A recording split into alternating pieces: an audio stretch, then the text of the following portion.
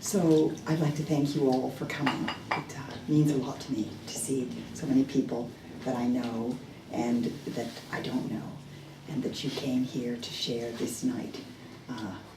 It means a lot, and I thank you.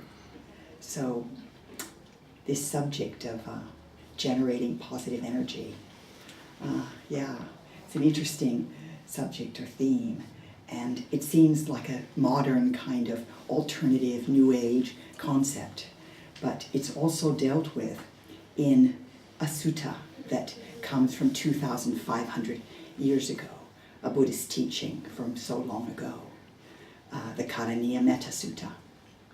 And I was asked by Vajrachakshu, he suggested that I give a talk on this sutta, and I was really happy about it because it has meant a lot to me in my life. About 6 months ago, I brought it quite close to me in an intimate way in my daily mindfulness practice, and it really did bring some fascinating changes to me, which I will share with you.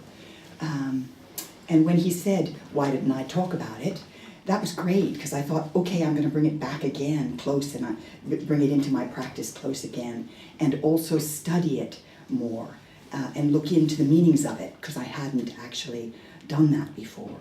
I'd just done it in a beginner's kind of way, beginner's mind way, without looking into anything about it. So I also read a book, Living with Kindness by Sangharakshita, which is on this sutta. And I went into this wonderful book, which I'll also be discussing in this talk. Sangharakshita is an old and famous scholar, Buddhist scholar, who is also the founder of the Triratna Buddhist Order, which I am a friend of. And very happily, this book has just been translated into Turkish, and it's now been sent to England, actually, and it's going to be in the process of being published. So here in Turkey, this book will be available pretty soon, and it goes into great detail. Every word of the sutta is analyzed in a beautiful way. So that's going to be great for people soon. Okay, so the talk that I'm giving is going to be in 4 parts. And the first one, I want to discuss the actual terms, Karaniya Metta Sutta, what the words mean, and also some context around the words about, what they actually mean. And at that time, I'm going to read the sutta. It's very small, and it's like a poem. It's very beautiful. So I'll read it to us, and we can bring it closely to our hearts and minds, and then look at it in more detail. So in the second part then, I'll just talk about it quite quickly as a poem, and then talk to you about, share with you its personal effects on me before I had analyzed it in any form. And then, thirdly, I will talk about the book. Just one theme or thread in the book. There's so much in it that I leave for you to discover yourselves. But there was a theme that meant a lot to me when I was doing this practice in order to give the talk. And it's more on the shadow side, actually, of metta. So it's that I'll be discussing with you from the book.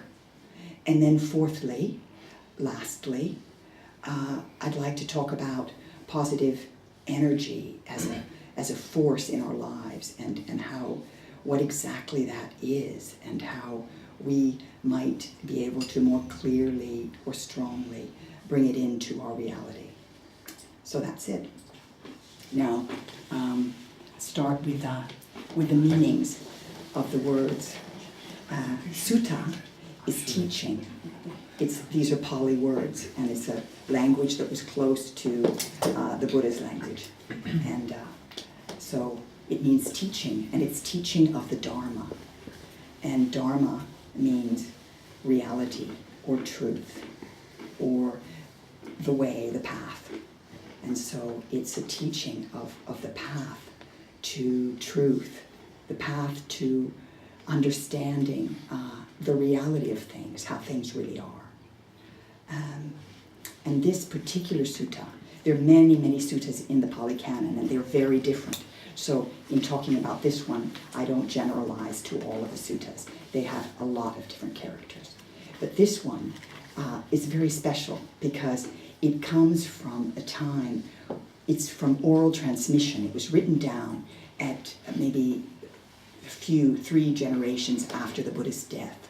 It was written down from the oral teachings of this sutta. So what it is very fresh and simple, and it repeats itself in a way like a chanting would, because it was something that was taught by oral, by verbal teaching, not by written teaching. And so it has this fresh simplicity in it. Something about the chanting that was used by novice monks who were beginning to be part of the order as a primer or a beginning teaching. And so they would repeat it to themselves. They would repeat this teaching, and it would bring another reality. That's what chanting, it sort of does. It brings you into another place or another space. The word enchantment comes from that. And we think of enchantment as something magical. But it's also another reality. It doesn't have to be some kind of strange magic. It's simply another reality that can be brought forward, brought into being.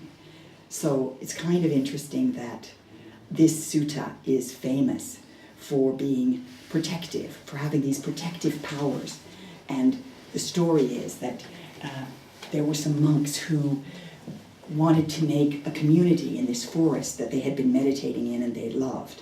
And when they built their little huts, they became very afraid because these hostile spirits in the trees were against them being there, and devas, beings in the forest, were hostile to them. And so they left the forest and they told the Buddha, and he gave them this teaching about loving kindness. And they went back and they followed the sutta.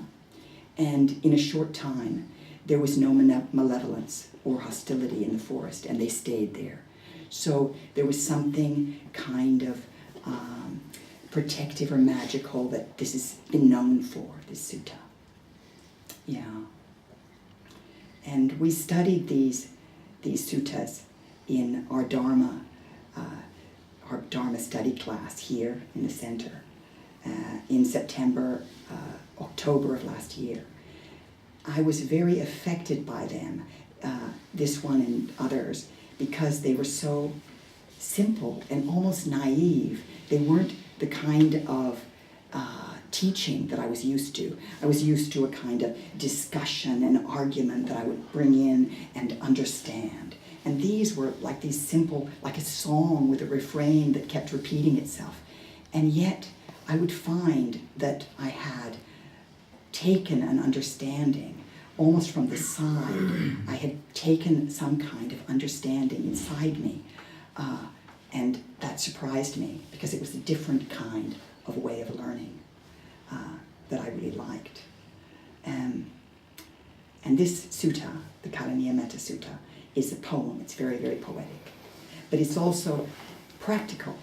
And that is the next word, Karaniya Metta Sutta. Karaniya means what should be done. And so it simply says, this is what you should do. It's very, very practical. And that also says something about Buddhist teachings, that they move you to action and they move you toward what needs to be done rather than a lot of theory. And they're not meant to be just analyzed and sort of discussed without doing them. And you kind of don't believe them unless you test them in practice yourself. It's something about practice and doing that's a beautiful part of the teaching. Yeah. So Yes, I have a really nice phrase about that. That their purpose is not information, but transformation. So their purpose is to bring change, help you to make change, work with making solutions rather than having a lot of information. Okay, so now I'm going to read the sutta to you, to us.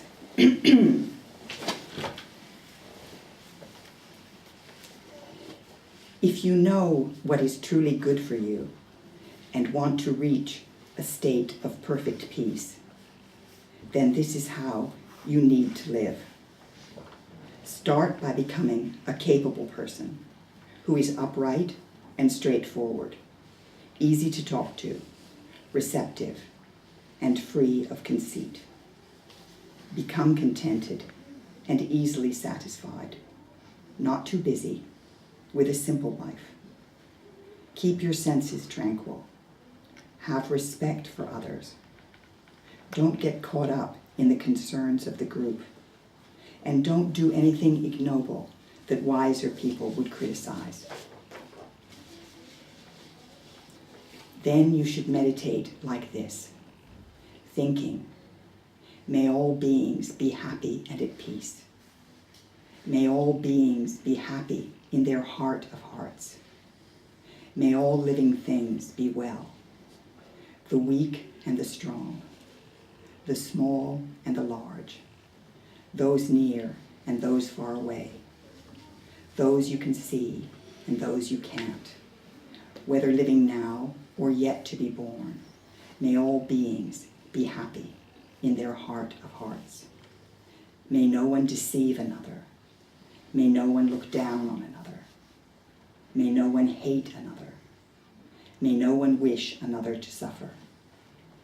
Just as a mother cherishes her child, her only child, develop an unlimited heart of metta for all beings.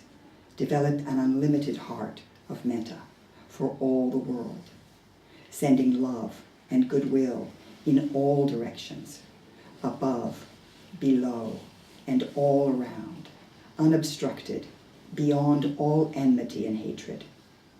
Whether you are at home or traveling, whether you are standing, sitting, or in bed, in all your hours, practice this mindfulness, which is like living in heaven right here and now. In this way, you will leave wrong views behind. You will be filled with perfect vision, and going completely beyond craving, you will be liberated from the rounds of rebirth forever.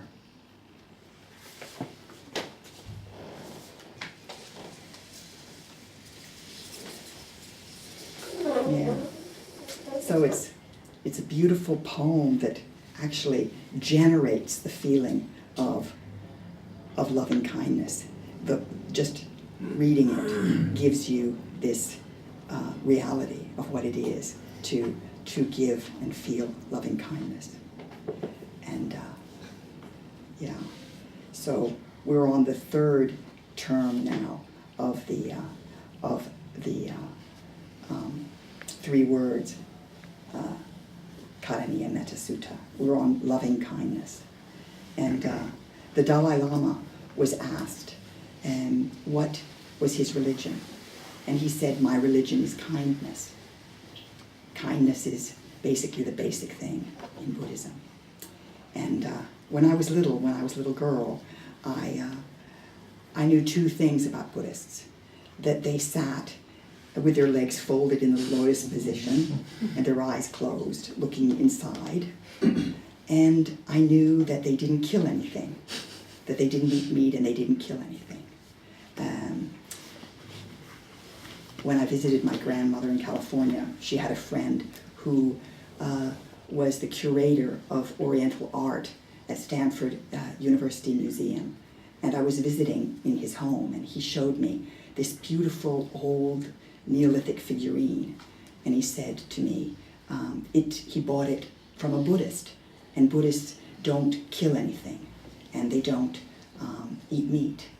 And I questioned him about that. I said, you mean not even a mosquito or an ant. Nothing? No, nothing. This man killed absolutely nothing. And I was interested because I lived in the Philippines, and we had very big cockroaches. It was the equator, tropics. Big cockroaches, and I used to kill them when I saw them in the bathroom. And they disgusted me. I'd kill them, and they disgusted me more. But when I killed them, I would think that cockroach is really small and I'm big, and that's how I can kill it. And if I was really small and it was big, then it could kill me and probably eat me. And I wouldn't like that. So I thought about that even at the time of doing it. And there was a second thing. When I was with my mother shopping in the supermarket, she put me in the front of the carriage of this supermarket. And I remember her wheeling me by the meat case, and she was talking to the butcher. And I looked at this flesh, this bloody meat, and the smell, and I turned my head and I just said, oh, I can't look at it. It's too horrible. It's too horrible. How can she just stand there so normally? And how can this be? So I was young, and I grew up, and I got the values of living in the 1950s, and I didn't think about those things anymore. But maybe I had touched some parts of reality that were possibly truer than the things that I was taught later. And Sangharakshita, the man who wrote this book that I'll be discussing later, he calls metta, he says metta is a rational emotion. And I really love that because it's the heart and the mind working together. He says kindness is the most reasonable response to others. I'm 64 and I'm lucky to have seen this reasonable response in my life, in the history of my life. In the 60s, I saw the civil rights movement. When I would visit my grandmother, I watched the television and I saw the black people asking for their rights to be able to go to school the same as white people, to use the same transport and the same toilets in the South. And now that doesn't exist anymore. And I have this hotel with my sister, and we have so many mixed racial people coming to stay in that hotel. It's just so many little children that are mixed of many races, and nobody thinks anything about it. And I came from a time when that wasn't allowed, and that was very much judged. So it's nice to see those changes. My father moved to Australia, and in the 70s he had a cattle ranch. And there I also saw something that I've seen change.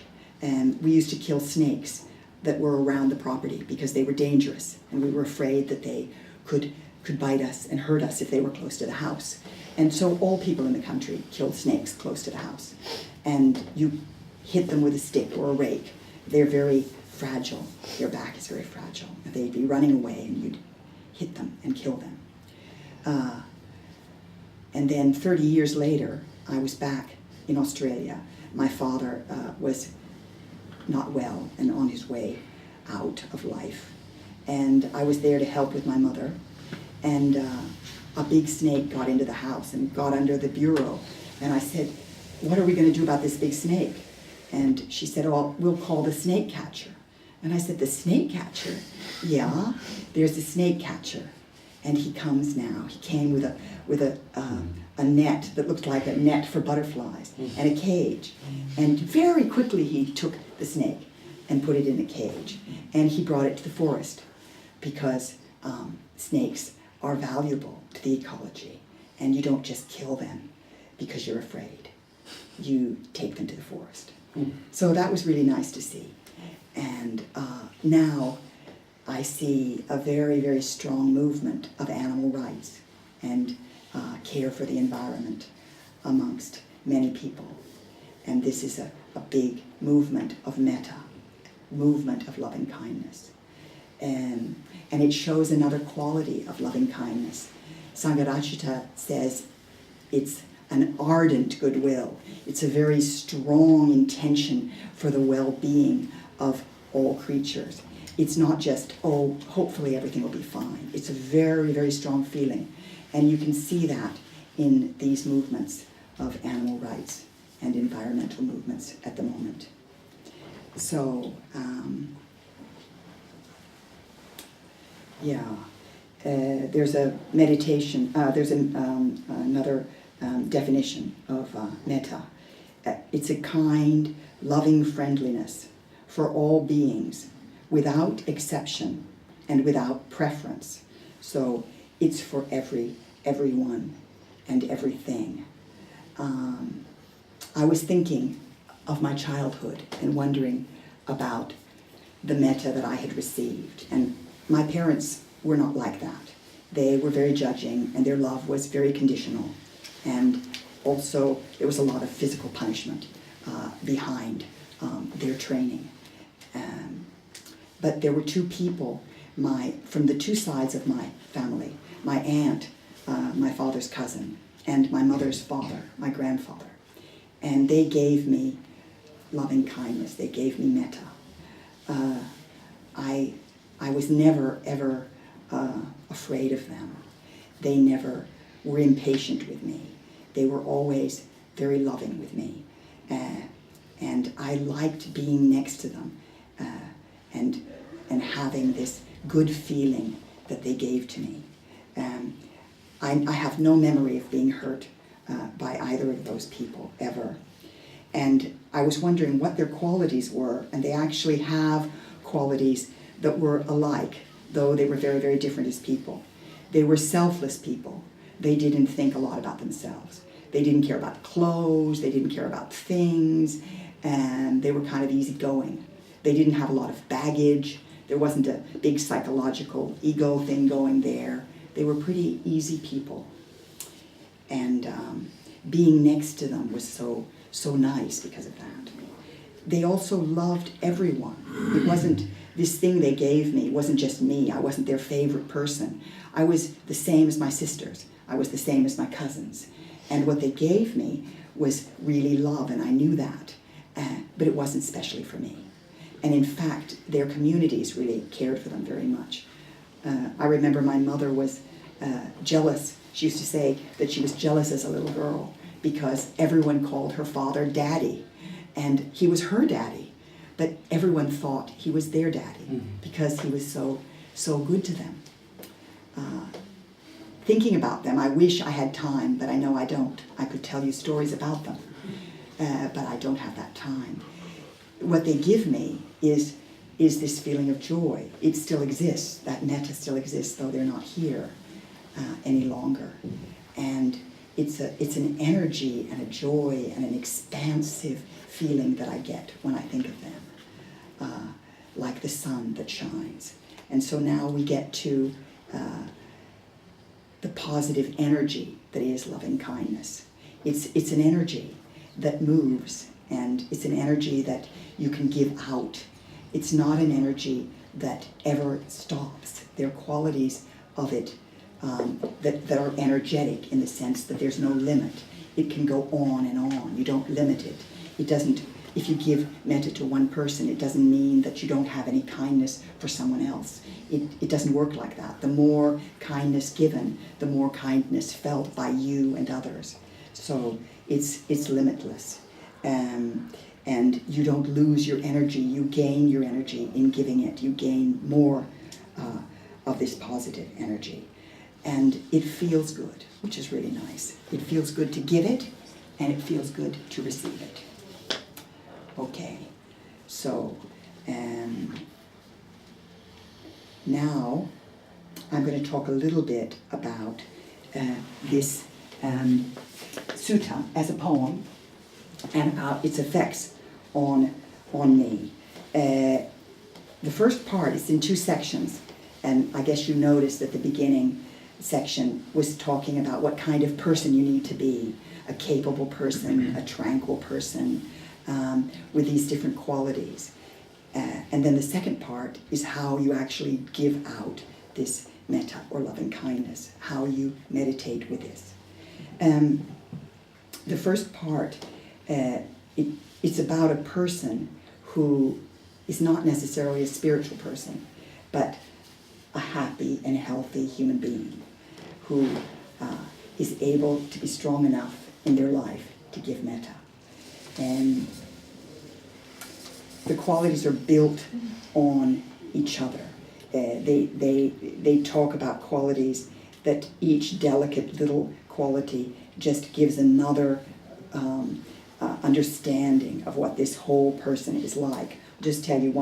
I'll show you one example of that. Like being a capable person, and you're easy to talk to. That means you can talk, you can give, but then you're also receptive. So it's qualified. You're easy to talk, but you receive. And then you're free from conceit.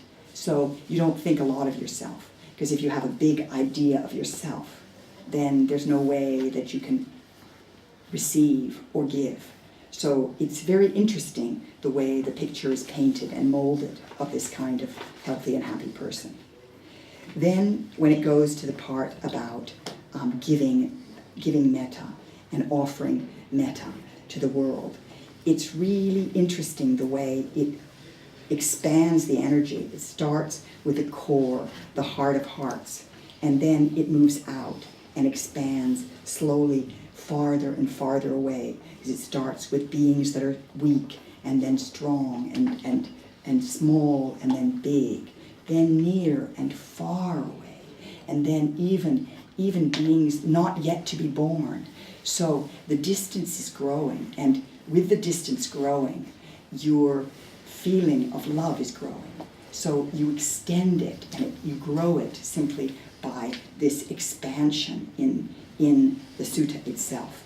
But it also brings you back again, brings you back to being a mother with your only child, looking at this one that you love. It grounds you. You're always grounded, and then you're going out again to all of the world, to above you, below you, around you, and then back again to you in your home, in your bed, standing, sitting, in yourself, and then out again. So finally, this in and out of energy and this extension of energy, finally you realize that you're in this state of loving kindness that is extending very, very far from you and also part of you. And you're in heaven right here and now. You're in this heaven place of loving feeling and kindness. So that's a little bit about it as a poem. And now I want to talk to you about its effects on me 6 months ago when I said, because of the Mitra, our Dharma study class, I said, I'm going to practice this. I'm going to check it out, like the Buddha says. I'm going to actually do this for 1 week, and I'm going to memorize it and say it when I'm standing, sitting, and in bed every minute, all the time, and see what is this going to do with me, for me. So that very night when I came back from the study class and I had decided to do this, I started to memorize it in bed. And it had an effect quite strongly at the beginning that I didn't expect. I became afraid, really very afraid. I was afraid to let go of myself and just extend all this feelings of love. I felt, something could happen. I could be hurt. And I thought of the bombings of 2016 right there in Sultanahmet where I was. And I suddenly just became afraid. I closed my balcony door. I never do that. I never ever have locked the door. I was afraid. And I just went on saying the sutta. And in the morning when I woke up, I went on saying the sutta. And it was nice. It lightened me. It opened me. And I kind of forgot that initial fear. And I enjoyed saying it all the time and feeling it lighten my body and open my body. And on the third day, I was living in the hotel. So on the third day, I was having breakfast at the hotel breakfast. And I was having an egg. We have free-range eggs in the hotel, but that we know what that means. It doesn't certainly mean the happiness that we wish on all beings. Anyway, I was cracking the egg and I looked at it and I said, oh, I can't eat this egg. This egg comes from a being unseen and far away, and it's in pain, and I'm practicing the Karaniya Metta Sutta. I can't do that. So I didn't really think I'm going to become a vegan and never eat again dairy products or eggs, but that's what happened. I actually just thought, I'll do it for this week, or I'm just not doing it now, but it never ever came back. It was like the suttas themselves. Something came in from the side, although I had known a lot logically and rationally and wanted on another level to do these things. This was just easy. This just happened just naturally. Yeah.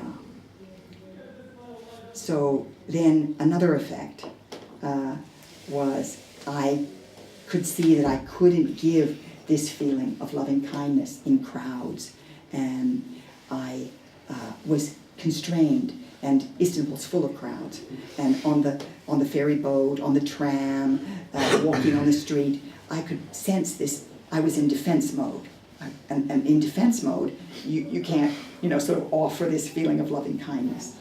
And I accepted that and just went on repeating the sutta whenever I could at all hours. And on the 5th day, on a Saturday, walking in Sultanahmet, when it's always so crowded on Saturday with people, something changed.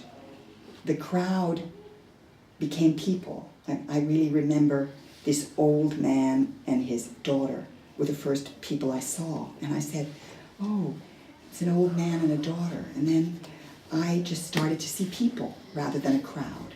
And I spent the day walking around, and I went to the park, Gulhane Park, and I was smiling and offering this feeling of loving energy. And I thought somebody's going to scowl at me and go, what's going on with you? But nobody did. They were all like smiling back at me, and it was just this most beautiful time. And I was smiling at people that I would normally, like these young boys, these thugs smoking in the park, that, I would kind of have looked a little bit with this kind of feeling that they were not people to be trusted. And I gave them this smile, and they were so happy, and we ended up taking photos together. Just a really nice day. And I thought that was great. And so when Vajrachaksha said, why did you give this talk? It was like, great, I'd love to give this talk. And I want to share these wonderful things that have happened to me. And I will do it again. And so I did this a second time, and it was extremely different from the first. Because the first time I had no preconceptions. I had no idea. It was beginner's mind. And the second time I had some plans. I was going to get to know Metta more and have bigger experiences that I was going to share with you. Positive energy, I was going to give it to you. And I was in Assos with my sister Anne. We were preparing for a mindfulness meditation retreat that Vajrachaksha was going to give there. And so it was different. I wasn't on my own, and I wasn't having this very perfect little time. There were lots of things to do. We were preparing for that retreat, and there were people around, and it was very different. But before I go into those details, I'd like to say the similarities, because there were two similarities. And the first one was again a surprise to me. I decided, okay, I'm starting it. I'm going to be saying this sutta all the time and meditating on this all the time. And my first meditation, I had fear again, and that really surprised me. And it was the same story of something malevolent in the society that was going to hurt me, something that I had to be afraid of. And so I wasn't able to open at first. I just continued with it. And in the practice, I did extend my metta as I had the first time. This time not for people. I still love, by the way, public transport, and I really like being